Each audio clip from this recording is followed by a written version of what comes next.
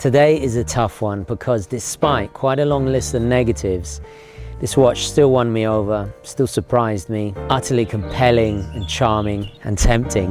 This is going to be a tough one indeed. Let's get into it.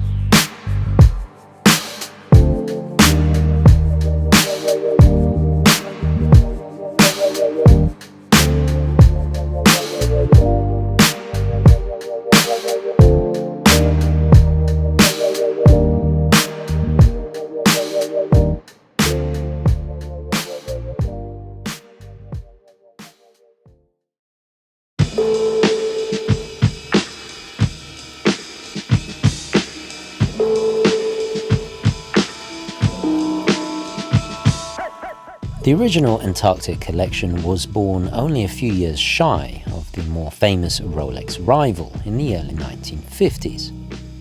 While the Oyster Perpetual forerunners of the Explorer were going up Mount Everest, and before the word Explorer was printed on the dial, the Antarctic was already being officially used by the US members of Operation Deep Freeze, an international collaborative effort of 40 nations to carry out scientific studies from the North to South Pole in the least explored parts of the world.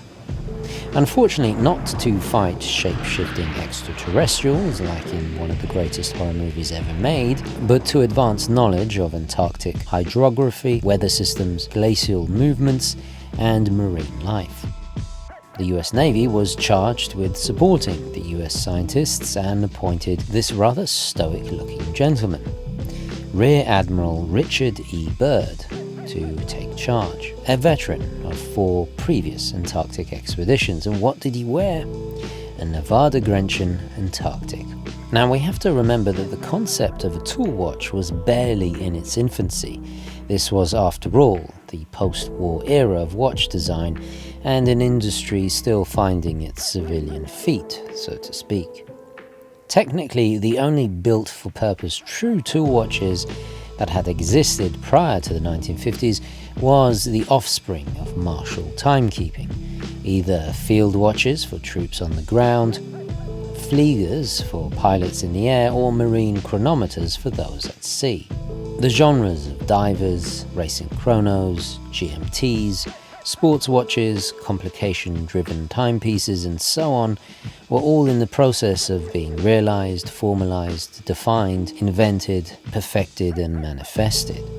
Up until this point, almost all watches, unless specifically dictated by military specifications, were therefore very dressy looking. Hence why what looks like a dress watch to our horologically desensitized and less cultured TikTok corrupted modern eyes looks like a petite traditional dress watch.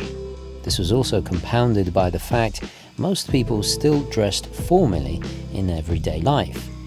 The proliferation and degeneration of fashion and self-respect into the overly inappropriate attire of today wouldn't happen for another half a century. Take your hat off. Excuse me? They don't sell hot dogs here.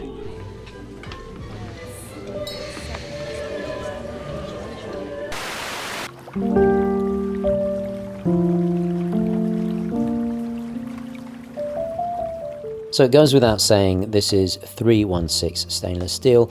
We got this gorgeous double-domed, very pronounced sapphire glass, and you do get that wonderful distortions of the indices as they fall into that area. We'll discuss how it wears a little bit later, but what I will say is that it's, as far as I know, indistinguishable in scale from the 1950s original. Now, aside from the historic use of the US Navy, the Antarctic is revered among collectors because it was one of the very first watches to have an automatic ETA. Now, what's interesting is NG have gone for a manual wind lander on the 21, I suspect to keep it nice and slender, as you can see there. Extremely similar in architecture to the ETA 2804, and unfortunately I couldn't find out much information because, like NG, Landeron have also been revived. It's based on an architecture that has decades of proven reliability, very easy and affordable to maintain. So what we're talking about here is a 36-hour power reserve. If I just pull out the crown, you'll see it is indeed hackable. In terms of the strap, again, I've put it on my own strap, and I'll discuss why in the negatives. Now, there's nothing wrong with their strap. It is incredibly luxurious, very supple, and all it says is Italian leather. I suspect it's full grain because the quality is just exquisite. Normally, the straps are an afterthought. Are you listening, Seiko?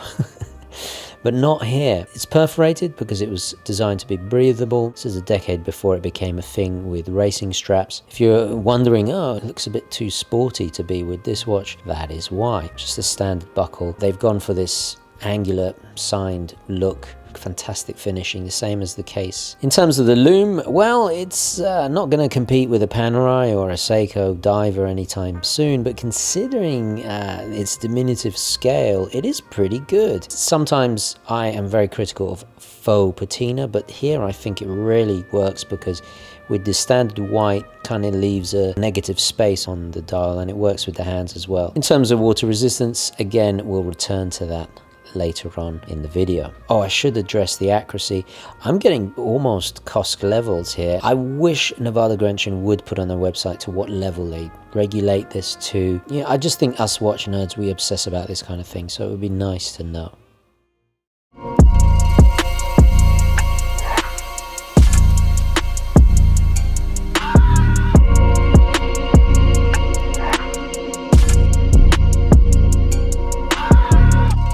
This watch defined the design language of all subsequent Antarctic watches, especially the case proportions, shapes, and those signature non-parallel lugs with the unique wide flat surfaces on the top. The UFO-like profile, accentuated by the dome of the crystal, gives it an instantly Jetsons modernist 1950s googie kitsch aesthetic that was so dominant in that period. The best example and culmination of this style is in Omega's revamping of their key collections with the 1957 trilogy. I previously analysed my Tissot Janeiro, the Speedmaster progenitor, and how it laid the foundations of Omega's most famous look that still guarantees the success of its overly exploited moon-going cash cow to this very day. Nivada peaked in the 1960s with their own do-it-all chronograph we have previously reviewed, but none of it would have been possible without the most formative decade in watch design, the 1950s. Just look at how many of the most iconic watches of all time were born during this watch baby boom era of mechanical wrist-top horology. Speaking of Omega, the Antarctic takes most of its inspiration from the Omega Constellation, and not the Explorer, in fact. At the time, as recently discussed, the Explorer had not found success commercially until the introduction of the 1016, worn by Ian Fleming, Brian Ferry, Robert Mitchum, and NYC's Mad Men of the 1960s and onwards. Launched in 1952, the Constellation was the Swiss luxury watch to have back then. There's a reason it was the choice of Don Michele Corleone. Naturally, many wanted to emulate this winning formula. This explains the beguiling bling of multifaceted markers, the razor-sharp extreme taper of the Dolphin handset, the relative simplicity in the overall layout, and perhaps most obviously, the gold medallion insert on the caseback. But instead of Omega's iconic observatory and stars, we have a charmingly whimsical penguin to denote its adventures on the ice. The firmly blued seconds hand was something Omega often employed, first strictly functionally in their World War II watches, as thermal bluing is more corrosion resistant, such as my previously owned iconic 30T2 based Spitfire watch. Beyond it merely contrasting nicely to this particular lighter coloured dial. Lastly, we have to talk about the numerals that, like the case, are another big defining trait of the Antarctic watches. Many erroneously identify this first generation of 12, 3, 6 and 9 numerals as Art Deco, which is fundamentally wrong, as Art Deco was massively out of style by the 1950s due to its pre-war connotations and how it morphed into the bellicosity of futurist art and architecture, explored in my Tissot Janeiro unboxing and also my Hero vs Villains video. Because of this unfortunate association with the tyrannical artistic splendor, Art Deco would not return in vogue until the megalomaniacal avarice of the yuppie 80s. This font is actually referred to as Pompadour-style lettering, due to its chunky curves inspired by 1950s rockabilly hairdos.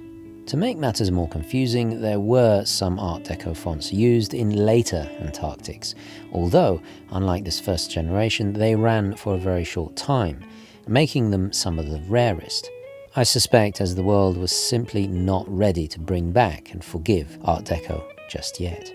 NG released this also in a black dial, an eggshell off-white, and gold detailed variations. However, to me, this crisp ivory white is the more enchanting. Its subtle texture reminds me of hot press paper used in watercoloring.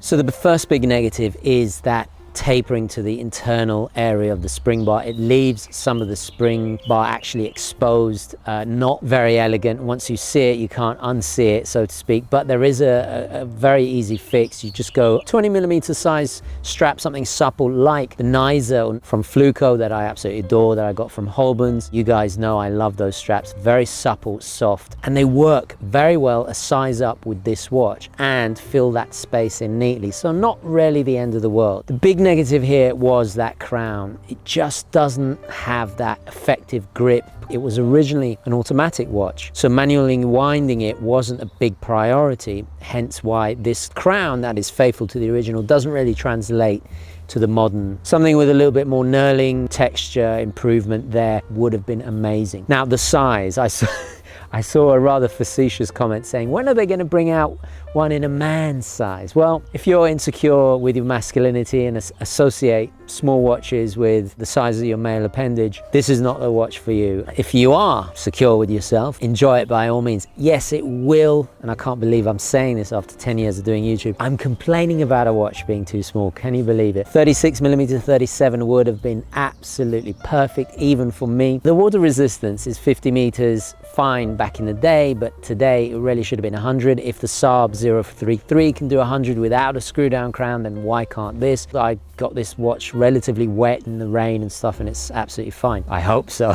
So if you never see a Nivada Grenchen review again because I damaged the sample they loaned out, this is why.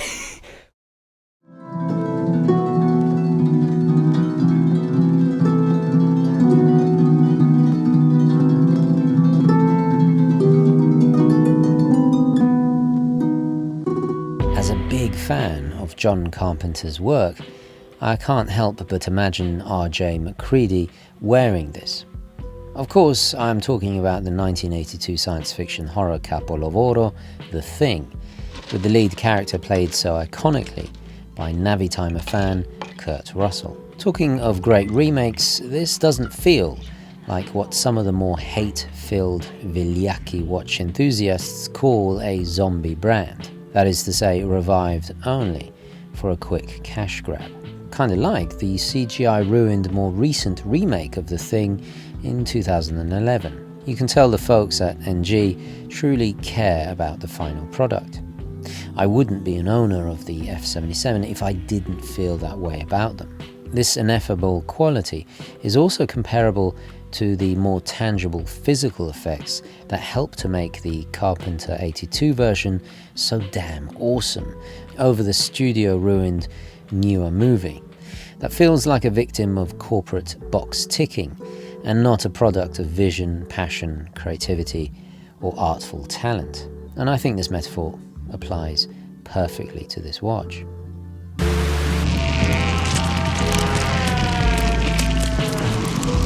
You gotta be kidding.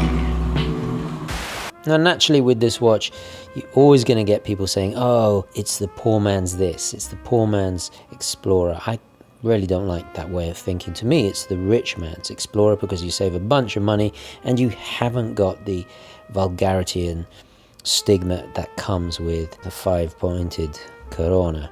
This particular Antarctic also has two big advantages over all the many subsequent incarnations, aside from the obvious exceptional value and quality in the finishing. Firstly, and most crucially, this reissue honours a watch that was extremely prescient in its understanding of the simple concept of versatility. Not only predating Seiko's made-for-mountaineering gents, the dressy but tool hybrid we know now as the Alpinist of 1959, but also what would become the Explorer as we know it in the 1960s, despite what the clever chaps at Rolex's marketing department would have you believe. NG understood the fundamentals of a do-it-all, any situation, from expedition field-ready robustness to the boardroom with formal sartorial compatibility before everybody else. Their advertising demonstrates this in the early to mid-1950s. Rolex and Tudor, for that matter, would not adopt this strategy in their advertising until the late 50s and onwards. And then there's the second big advantage of this watch. This feels more original. A watch that honours a rich legacy of its own and not that of another brand, while still taking inspiration from the era. In many ways, this is what the Explorer took decades to become and evolve into.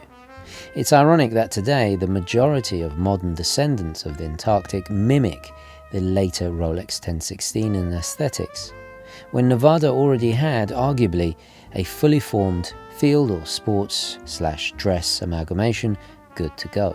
Every time I checked the website just to double check the spec, it was sold out. All the versions are sold out, which means it's in demand, which is good for resale value. Maybe they don't do many of them. There was a notification saying available in June. Right now, I think it's May when I should know. This is why I need an annual calendar. It's May right now, so hopefully next month it will be available. But that is definitely an issue if you want to get the watch immediately for a birthday or a gift. You're going to have to wait. So it's a gift and a curse, that one. Now, to me, this white dial is absolutely the one to go for. It's more indicative of the frozen environment that gives it its name, and also the one pictured in the super cool ahead of its time advertising. And despite a surprising amount of shortcomings, I still absolutely rate it highly. It has that elusive, indefinable, but dangerously endearing quality that makes me, well, every time I look at it, whisper to myself, pure class. It's watches precisely like this that keep me thinking just when I thought I was out. They pull me back in. Do let me know your thoughts, what you think they got right, got wrong in the comments below.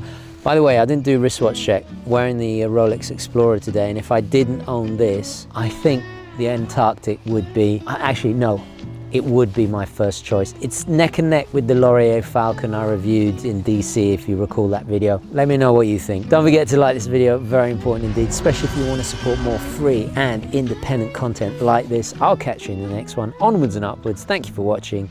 Ciao.